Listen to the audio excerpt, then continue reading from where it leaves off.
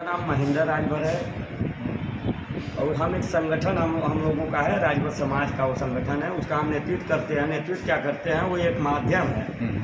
और मेरा नाम महेंद्र राजभर, सचिव जागो राजभर जागो समिति उत्तर प्रदेश। और महेंद्र राजभर के पहले मेरा नाम आज़ाद है, इसलिए आज़ाद है कि यहाँ महेंद्र नाम से राजनीति भी होती है, तो इसलिए हमारा पहले नाम है आज़ाद महेंद्र है। आपने प्रेस कॉन्फ्रेंस रखी है, कैसी प्रेस कॉन्फ्रेंस क्या है? प्रेस कॉन्फ्रेंस ये है कि राजभर समाज के हक अधिकार की जो बात होनी चाहिए, नेता उस बात को नहीं कह रहे हैं, बस इस बात को कह रहे हैं कि उनको अधिकार कैसे चाहिए। उनको ये है कि समाज को टेंशन और राजभर नेताओं को पेंशन, वो अपने बेटे को पेंशन के लिए परेशान है। हम राजभर समाज के बेटे को सचिवालय न्यायालय विश्वविद्यालय में भेजने के लिए परेशान है। राजभर समाज का आज 70 साल देश आज़ाद हुए हो गया है, एक भी राजभर समाज का आईएएस नहीं है। बहुत शर्मनाक बात है, जिसके लिए हम उस जैसे कहा गया है कि राजभर समाज कोई ऐसा सदन नहीं है जहां नहीं पहुंचा हो।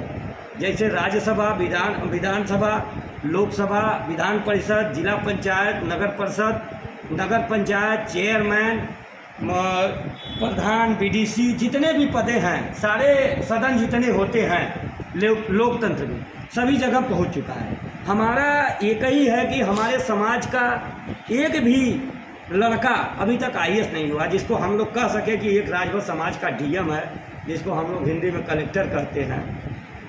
तो हमारी लड़ाई इसलिए है। और दूसरी बात ये है कि हम लोग जो एसटी आरक्षण के मुद्दे को लेकर हमने रोड से कोर्ट तक लड़ाई लड़ी है, हमने लड़ी है, हमारे संगठन ने लड़ा है, राजभर समाज के सहयोग समर्थन से लड़ा है, राजभर समाज के जो व्यवस्थाएं हैं उसके तहत लड़ा गया है, जिसमें कोर्ट ने एक डायरेक्शन दिया था 11 मार्च 2022 को।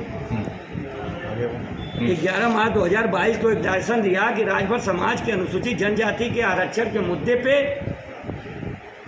2 महीने में निर्णय लेकर कोर्ट में बताया जाए। लेकिन हमारी फाइल को सरकार ने जो गति नहीं दे पाई, जिसके लिए हम लोग 18/8/2022 को कोर्ट ऑफ कंटेम्प्ट किए। और आप लोगों को कोर्ट ऑफ कंटेम्प्ट के बारे में बताना नहीं है, क्योंकि हम मानना, आप लोग अगर पत्रकार हैं तो आप लोगों को सारी जानकारी होगी।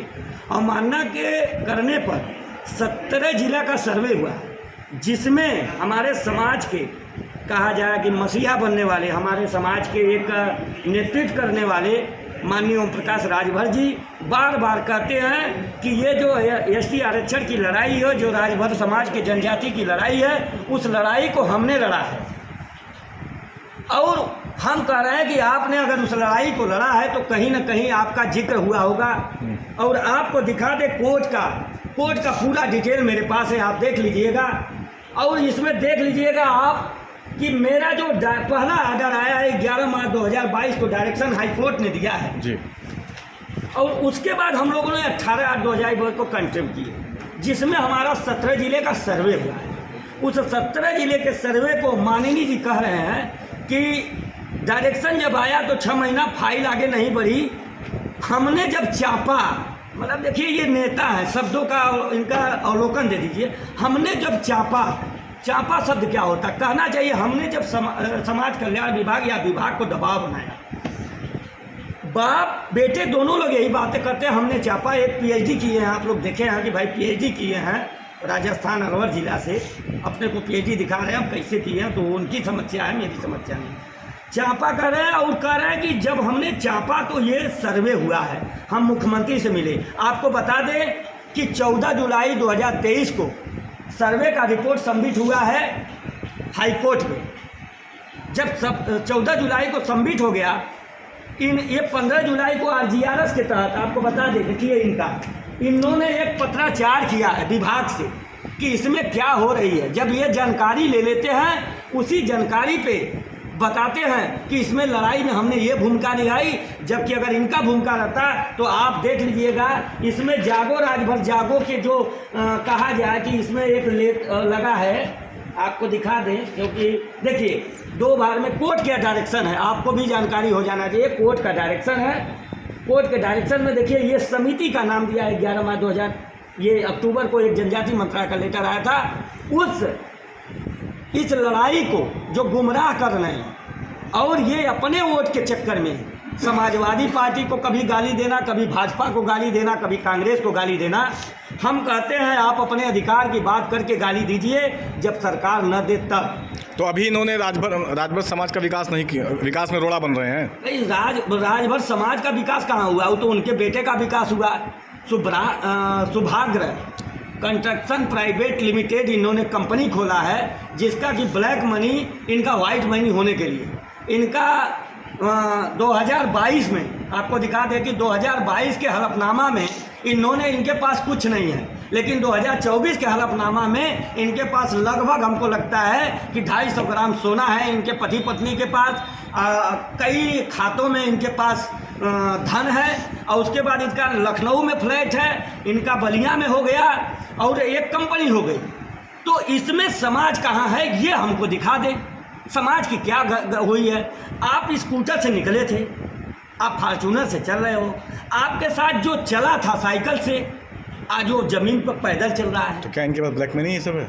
देखिए, ब्लैक मनी है नहीं है ये तो एक अलग बात है। ब्लैक मनी वो रखे, ये तो सरकार का मामला है कि इनके पास कितना धन है उसका जांच। नहीं, आप बता रहे हैं उनको, आप बता रहे हैं। हम ये लिए बता रहे हैं कि इनका तो फंड बढ़ा, समाज का क्या बढ़ा?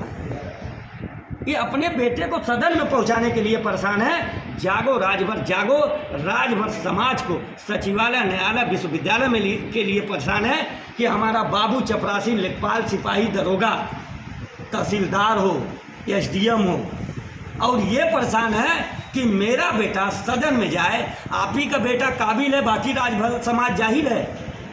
आप किस उद्देश्य से? तो अभी ये चुनाव अपने बेटे को लड़वा रहे हैं घोसी लोकसभा से, तो राजभर कितना साथ है इनके?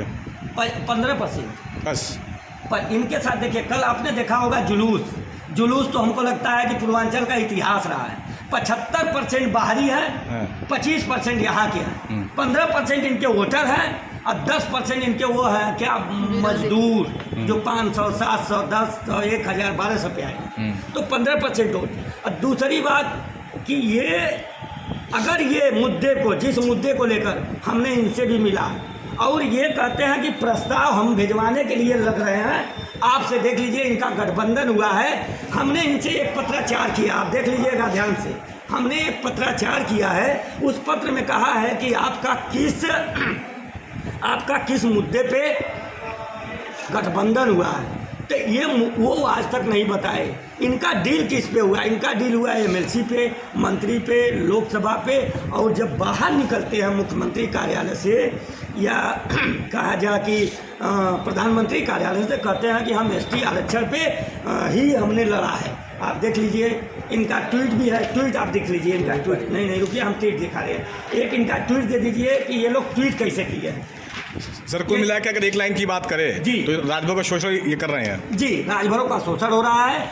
जैसे इन्होंने 2012 के चुनाव में, 17 के चुनाव में भाजपा के साथ मिलकर इन्होंने कहा था कि जो राजभर समाजवादी पार्टी को वोट देगा, जो राजभर समाजवादी पार्टी को वोट देगा, वो अपने माँ बहन से घाट करेगा।